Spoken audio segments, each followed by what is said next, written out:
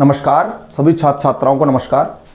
आज हम BA second year Hindi साहित्य के प्रथम प्रश्न पत्र के अंतर्गत रस प्रकरण के बारे में अध्ययन कर रहे हैं। पिछले वीडियो में हमने रस प्रकरण में रस की उत्पत्ति, रस का उल्लेख और रस की परिभाषा के बारे में अध्ययन किया था। साथ ही हमने रसावयवों के बारे में चर्चा करते हुए जो इसके रस के अवयव हैं उनके बारे में हमने अध्ययन आरंभ किया था। हमने पिछले वीडियो में पिछली क्लास में स्थायी भाव और विभाव के बारे में चर्चा की थी। हमने स्पष्ट किया था कि स्थायी भाव क्या होते हैं, मन में स्थित रहने वाले भाव होते हैं। इससे पहले एक बात और मैं आपको बता दूं कि याद करने की दृष्टि से याद करते जाइए। रस का सर्वप्रथम उल्लेख कहां मिलता है? नाट्यशास्त्र में। नाट्यशास्त्र के रचयिता कौन है? भरत मुनि हैं। उनका सूत्र क्या है? विभावानुभाव व्यवचारी संयोग आदर्श निष्पत्ति, अर्थात विभाव, अनुभाव और व्यवचारी संचारी भाव के संयोग से रस की निष्पत्ति होती है। अब रस जो है, रस के अवयव हम पढ़ रहे हैं। पहला अवयव कौन सा पढ़ा है हमने? स्थायी भाव, मन में स्थित रहने वाले भाव जो अनुकूल परिस्थिति होने पर क्या होते हैं? प्रकट होते हैं। वो क्या होते हैं? स्थायी भाव होते हैं। स्थायी भाव के भेद संख्या हम आगे पढ़ेंगे। दूसरा अवयव कौन सा है? रसावयव हमारा विभाव, भाव विशेष की उत्पत्ति करने वाले कारक। कि भाई बी मतलब कारण, भाव मतलब मन के विचारों का, विचारों के उत्पन्न होने का कारण। तो विभाव हमने लिखा था कि विभाव के कितने भेद हैं, इसके बारे में देखते हैं हम। विभाव के दो भेद हैं।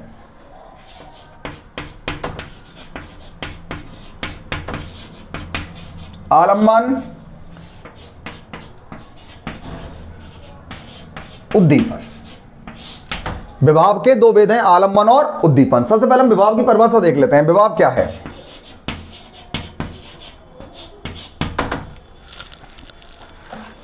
भाव विशेष की उत्पत्ति करने वाले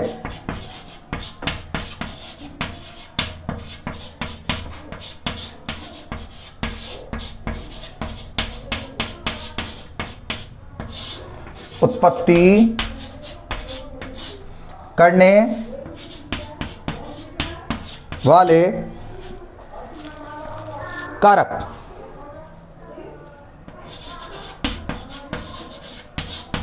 भाव विशेष की उत्पत्ति करने वाले कारकों को क्या कहते हैं? विभाव कहते हैं।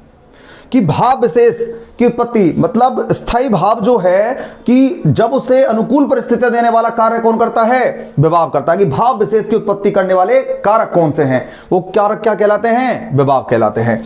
तो भाव विशेष की उत्पत्ति करने वाले कारक क्या कहलाते हैं? विभाव। अब विभाव के हम भेद देखते हैं।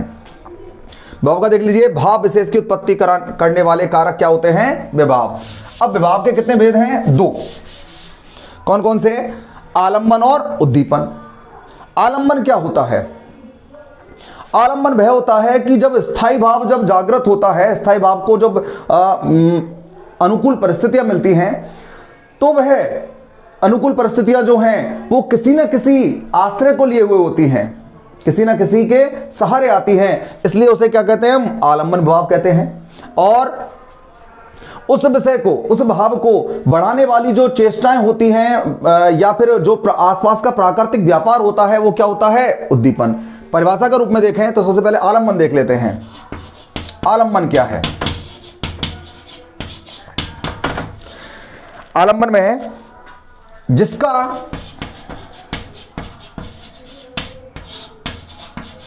आलम्बन कर, जिसका आलम्बन करके स्थायी भाव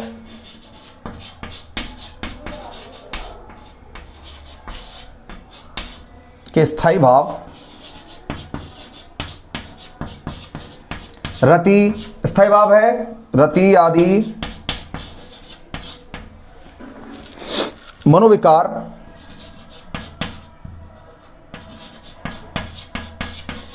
रति आदि मनोविकार उत्पन्न होते हैं।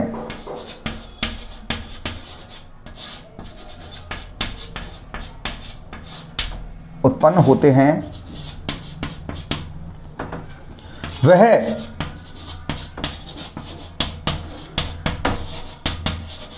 आलम्बन विभाव कहलाते हैं।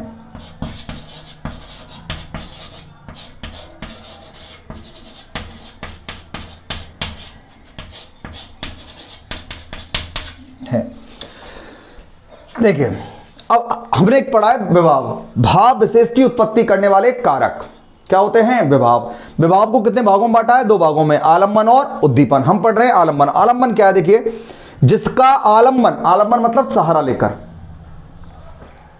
एक तरह से उसका आश्रय लेकर, सहारा लेकर, आलम्बन करके स्थायी भाव, स्थायी भाव, स्थायी भाव जो हमारे मन में स्थित रहने वाले भाव, रति आदि, श्रृंगार का स्थायी भाव कौन सा होता है? रति।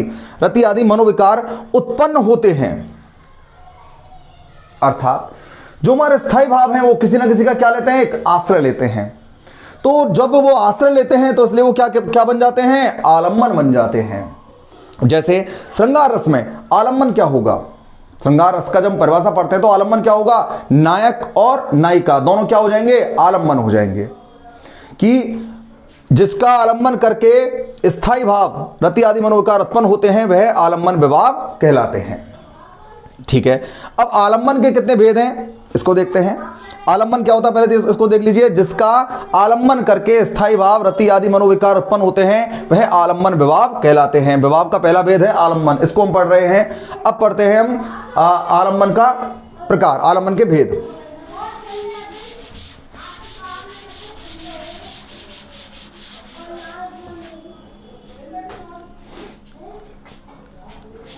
आलम्बन के दो भेद हैं, इससे आपको बिल्कुल स्पष्ट रस की स्थिति पता लग जाएगी। आश्रय और विषय। आश्रय और विषय, यदि हमने इन दोनों को समझ लिया तो रस को समझने में, रस को करने में, रस का अध्ययन करने में हमें कोई समस्या नहीं होने वाली है। हम पढ़ रहे हैं विभाव। विभाव के दो भेद थे, आलम्बन और उद्दीपन। आलम्बन वह था जिसका आलम्बन करके स्थायी भाव क्या होते हैं? उत्पन्न होते हैं, वो तो था आलम्बन। अब आलम्बन के दो भेद हैं, अब आपको और स्पष्ट हो जाएगा। आश्रय और विषय। आश्रय और विषय। आश्रय क्या होता है? देखिए, सबसे पहले आश्रय देखते हैं। आश्रय क्या है? जिस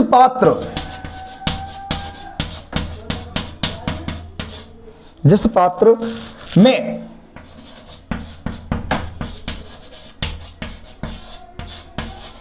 किसी के प्रति, जिस पात्र में किसी के प्रति भाव जागृत होते हैं,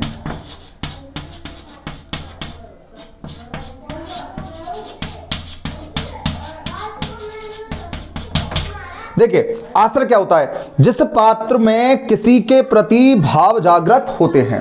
अर्थात हमने बात की थी कि हम किसी को देख रहे हैं और किसी को देखकर हमारे मन में भाव जागृत हो रहे हैं, तो क्या हुआ? हम क्या हो गए? आश्रय हो गए। जैसे सीता और राम का जो वर्णन है, विवाह का वर्णन है, तो राम को देखकर सीता जी के मन में क्या भाव उत्पन्न होते हैं, तो यहां पर आश्रय कौन हो गया? सीता जी हो गई। तो जिस पात्र में किसी के प्रति भाव जागृत होते हैं, किसी के प्रति क्या हो रहे हैं? भाव जागृत होते हैं। तो जिसके, या साधारण तौर पर हम कहें तो जिसके मन में भाव जागृत होते हैं, जिसके मन में भाव जागृत होते हैं, वो तो क्या होता है? आश्रय। ठीक है, और विषय एक ये देख लीजिए, जिसे देखकर होते हैं। जिस व्यक्ति को, जिस परिदृश्य को देखकर हमारे मन में भाव जागृत हो रहे हैं, तो वो क्या हो जाएगा? विषय हो जाएगा। जैसे हमने उदाहरण लिया था कि किसी व्यक्ति को देखकर हम हंस रहे हैं, या किसी व्यक्ति को देखकर हमें क्रोध आ रहा है, तो हम, हमारे मन में जो क्रोध और हास्य के भाव है वो किसको देखकर जागृत हो रहे हैं? किसी व्यक्ति को। तो जागृत किसके मन में हो रहे हैं? हमारे मन में। तो हम क्या हो गए? आश्रय हो गए। और जिसके किसके कारण हो रहे हैं? उस व्यक्ति के कारण हो रहे हैं, तो वो क्या हो जाएगा हमारे लिए? विषय हो जाएगा। तो जिस पात्र में किसी के प्रति भाव जागृत होते हैं या जिसके मन में भाव जागृत होते हैं, वो तो होता है आश्रय। और जिसको देखकर भाव जागृत होते हैं वो कौन होता है? विषय होता है। तो हम विषय के बारे में देखते हैं। यहां आप इसको देख लीजिए पहले। आश्रय क्या होता है? जिस पात्र में किसी के प्रति भाव जागृत होते हैं या जिसके मन में भाव जागृत होते हैं, वो क्या होता है? आश्रय होता है। और इसी से पूरी रस का प्रकरण जुड़ा हुआ है। रस का जो भाव है वो आश्रय विषय पर ही आधारित आपको दिखाई देगा। तो जिसके मन में भाव जागृत होते हैं वो क्या होता है? आश्रय। अब विषय देखिए, विषय क्या है? विषय।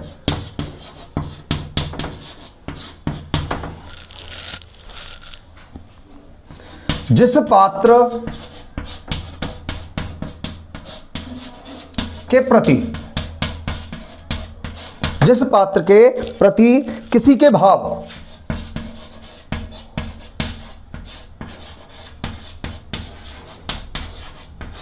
के प्रति किसी के भाव जागृत होते हैं,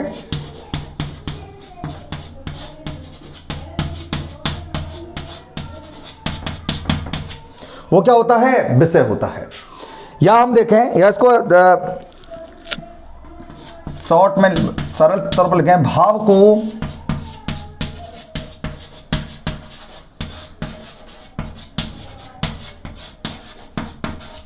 वाले कारक।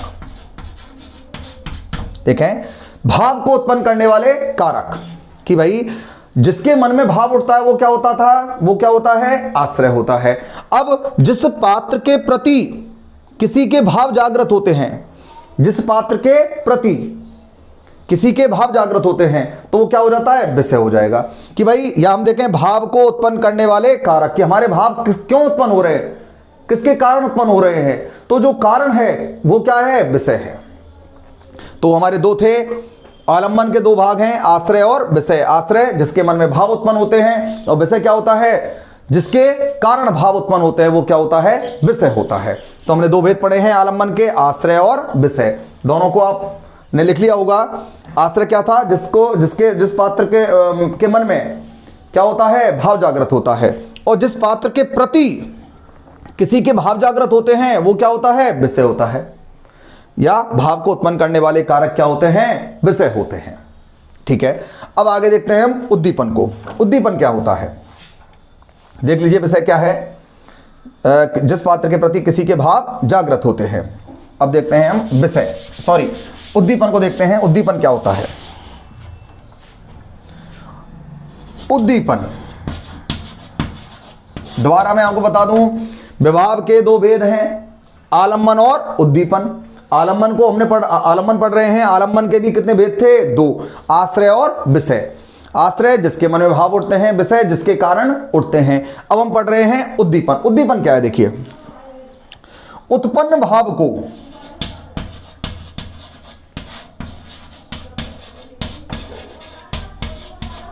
भाव को बढ़ाने वाली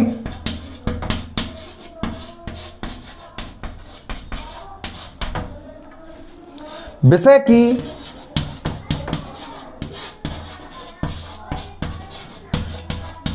चेष्टाएं तथा प्राकृतिक व्यापार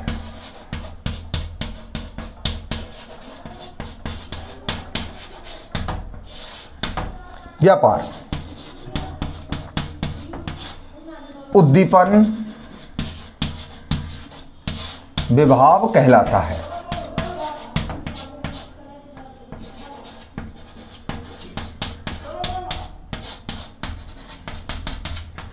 देखिए, ये क्या पढ़ रहे हैं? विभाव। तो उद्दीपन क्या होता है? देखिए, उत्पन्न भाव को बढ़ाने वाली विषय हमने पढ़ा भी, आश्रय और विषय की चेष्टाएं तथा प्राकृतिक व्यापार। यहां पर शब्द आता है प्राकृतिक व्यापार क्या है और विषय की चेष्टाएं क्या है। हमने अभी पढ़ा था कि आश्रय कौन था? जिसके मन में भाव उठते हैं। विषय जिसके कारण उठते हैं, वो क्या होता है? विषय। तो विषय की जो चेष्टाएं हैं, विषय जो कार्य करता है, जैसे हमें क्रोध आ रहा है, क्रोध दिलाने का कार्य कौन कर रहा है? विषय कर रहा है।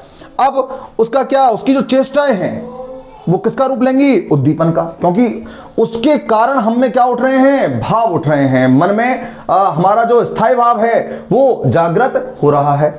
तथा प्राकृतिक व्यापार से तात्पर्य है आसपास का जो दृश्य है, आसपास की जो स्थिति है। जैसे युद्ध के क्षेत्र में हमने अध्ययन किया था, कि पढ़ा था कि हाथी घोड़ों का लगातार चलते रहना, दुदुम्बियों का बजना, नगाड़ों का बजना, ये क्या है? प्राकृतिक व्यापार है, जो वीरता के रस को, रौद्र रस को, क्रोध रस को क्या करता है? बढ़ा रहा है। दूसरी ओर देखें तो जहां हम एक राम और सीता के विवाह का वर्णन करते हैं, तो सीता के मन में जो भाव उत्पन्न होते हैं साथ ही किसके कारण, राम के कारण होते हैं। तो राम विषय था, सीता आश्रय है। तो लेकिन अब वहां का प्राकृतिक व्यापार क्या है, चारों ओर क्या है, उनका फेरों का जो दृश्य है, जो विवाह मंडप है, उसका बहुत ही सुंदर दृश्य है। स्त्रियां मंगल गान गा रही हैं और जो पंडित हैं वो मंत्रों का जाप कर रहे हैं। बहुत ही फूलों की मालाओं से पूरा मंडप सुसज्जित है। तो वो वह जो प्राकृतिक व्यापार है, प्राकृतिक दृश्य है, वह भाव को क्या और ज्यादा बढ़ा रहा है। तो उत्पन्न भाव को बढ़ाने वाली विषय की चेष्टाएं तथा प्राकृतिक व्यापार क्या कहलाता है, उद्दीपन विभाव कहलाता है। तो आज हमने अध्ययन किया है किसका, विभाव का, कि विभाव के दो वेद हैं, आलम्बन और उद्दीपन। आलम्बन के दो वेद हैं, आश्रय और विषय। आश्रय क्या होता है, जिसके मन में भाव उठते हैं। आप दोनों पॉइंटों को, दोनों ही तत्वों को समझ लीजिए, इससे आपको रस समझने में बहुत ही ज्यादा आसानी हो जाएगी। आश्रय, आलम्बन, जिसका आलम्बन करके स्थायी भाव क्या होते हैं, जागृत होते हैं, मनोविकार, रति आदि मनोविकार जागृत होते हैं, वो क्या होता है, आलम्बन। अब आलम्बन के दो वेद हैं, आश्रय और विषय। जिसके मन में भाव उठते हैं आश्रय, जिसके कारण उठते हैं वो क्या होता है, विषय। और उद्दीपन क्या है, उत्पन्न भाव को बढ़ाने वाली विषय की चेष्टाएं तथा प्राकृतिक व्यापार। प्राकृतिक व्यापार के बारे में हम पढ़ चुके हैं। प्राकृतिक व्यापार से तात्पर्य है आसपास का परिदृश्य, क्या स्थितियां हैं, युद्ध के क्षेत्र में युद्ध की परिस्थितियां, हास्य के क्षेत्र में हास्य की परिस्थितियां। तो वह जो परिस्थितियां हैं उनको क्या कहा जाता है, प्राकृतिक व्यापार, उद्दीपन विभाव कहलाता है। अब हम उद्दीपन विभाव हमने पढ़ लिया है। अब आगे देखें तो उद्दीपन विभाव से आगे हमारा जो आता है वो आता है अगला जो रसावयव है, वो है अनुभाव। क्या है, अनुभाव। अनु मतलब पीछे, भाव मतलब विचार, पीछे उठने वाला विचार, बाद में उठने वाला भाव या विचार। अब ये क्या है, ये सीधा सीधा आश्रय और विषय से ही जुड़ा हुआ है। अनुभाव का संबंध किससे है, आश्रय से है। विषय का संबंध किससे है, उद्दीपन से है, या उद्दीपन का संबंध किससे है, विषय से है। तो अब हम जो अगला रसावयव पढ़ते हैं अनुभाव, वो आश्रय विषय से संबंधित ही हमारी आगे के रसावयव हमें दिखाई देंगे। तो आपको सबसे पहले समझना है विभाव भाव विशेष की उत्पत्ति करने वाले कारक, आलम्बन और उद्दीपन। आलम्बन के दो वेद हैं, आश्रय और विषय। उद्दीपन हमने पढ़ चुका है, उद्दीपन भाव को हम पढ़ चुके हैं। अब हम आगे अध्ययन करेंगे अनुभाव का, कि अनुभाव किसे कहते हैं। अनुभाव के बारे में सामान्य अध्ययन कर लेते हैं कि अनुभाव क्या है। रसावयव में हमारा तीसरा आता है अनुभाव। हम दो रसावयवों को पढ़ चुके हैं। कौन कौन से पढ़ चुके हैं हम, पहला हमने पढ़ा था स्थायी भाव, दूसरा हम पढ़ चुके हैं हम विभाव, और तीसरा साहब हम पढ़ रहे हैं अनुभाव। अनु पीछे उठने वाले भाव।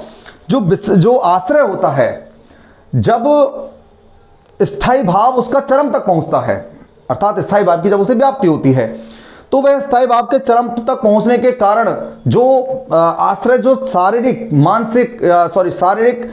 या वाणी से जो भी चेष्टाएं करता है वो क्या कहलाता है, अनुभाव कहलाता है। अनुभाव होता है बाद में उठने वाले भाव। इसके बारे में विस्तार पूर्वक अध्ययन हम अगली क्लास में अपनी में करेंगे। धन्यवाद।